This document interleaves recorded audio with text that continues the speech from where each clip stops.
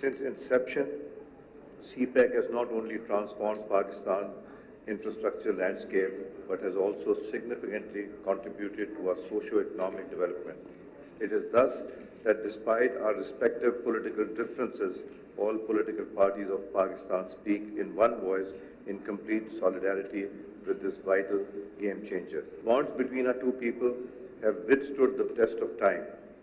For over 7 decades, China and Pakistan have held each other's hand and shown the world we stand together as one in peace and prosperity and tragedy and turmoil. This all-weather friendship bears testimony to the age-old Chinese saying, a friend, one soul, two bodies. The historic visit of President Xi Jinping to Pakistan in 2015 was a defining moment for this region as agreements worth $46 billion investment were signed on the occasion. I personally recall the event with great sense of nostalgia as I had the honor of welcoming President Xi Jinping to the Parliament during that period. President Xi Jinping's address to the Parliament, where he shared his vision of One Belt, One Road initiative, symbolized our shared commitment to regional prosperity and development through bilateral cooperation and regional connectivity. What is more, it was on that occasion when President Xi Jinping and my leader, Mia Mohammad Nawaz Sharif, the then Prime Minister of Pakistan, jointly inaugurated the first ever 100% green parliament of the world, converting the solar needs of the Parliament of Pakistan to solar energy. This unique project symbolizes the sincere desire of our two nations to work jointly for a brighter, cleaner, and safer future of our region. It is heartening to note that over the time, the scope of CPEC has since been expanded to include socio-economic development, poverty alleviation, agriculture and industrial cooperation, and special economic zones. Parliament of Pakistan and China, like our two nations, enjoy cordial relations, mutual trust, and practical cooperation.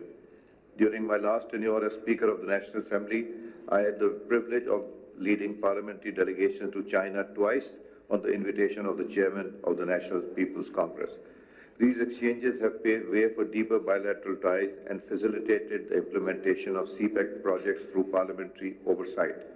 We have actively stood by each other on every international regional parliamentary forum, such as IPU, promoting our shared interests, sovereignty and stability. I have extended an invitation to the Chairman of the National People's Congress to visit Pakistan to further strengthen our parliamentary cooperation. Distinguished guests, over the years, CPEC has unfortunately faced malicious disinformation campaigns and attempts by extremist elements to sabotage its progress. To counter detractors of CPEC during my last term as the Speaker of the National Assembly of Pakistan, we initiated the Speakers' Conference on Regional Connectivity and Countering Violent Terrorist Extremism in 2017. China was our major ally, along with 4 nations that included Afghanistan, Iran, Russia, and Turkey. It still continues as a yearly function. In its historic Islamabad Declaration, our 6 nations unanimously declared that the connectivity and the countering terrorism were essential to regional prosperity, and the China-Pakistan Economic Corridor was the bedrock of this strategy.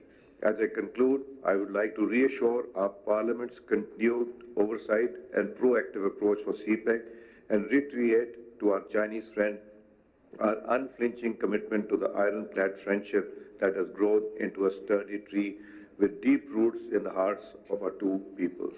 I thank you.